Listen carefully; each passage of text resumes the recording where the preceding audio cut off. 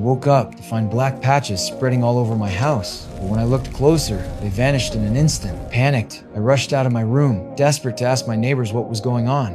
What? The moment I stepped outside, my mind went blank. The people on the street, the buildings around me, everything was fractured and distorted, pieces overlapping in impossible ways. I stared ahead, unable to tell if I had been transported somewhere else or was trapped in a dream. When I saw the buildings start to slowly dissolve, I instinctively raised my hand to my ear. An image of what the buildings used to look like flashed through my mind. In the next second, those fading outlines miraculously restored themselves. Before I could catch my breath, a mass of black liquid oozed from a nearby rooftop. The instant it hit the ground, it transformed into a monstrous creature and lunged straight at me. The monster never reached me. A man and a woman appeared just in time and pulled me to safety. Yeah, he's the one. Put him up.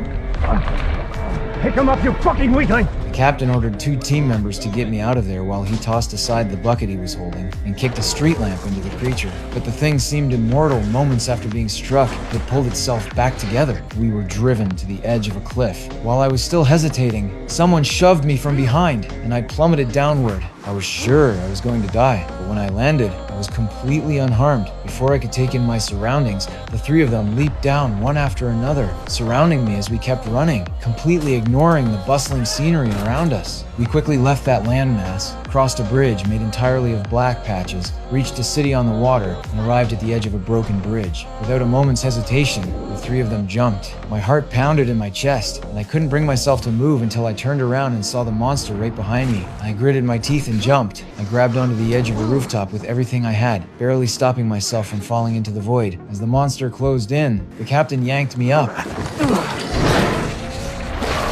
then turned to hold it off. He fired a shot that hit the charging creature, but its claws slashed his palm.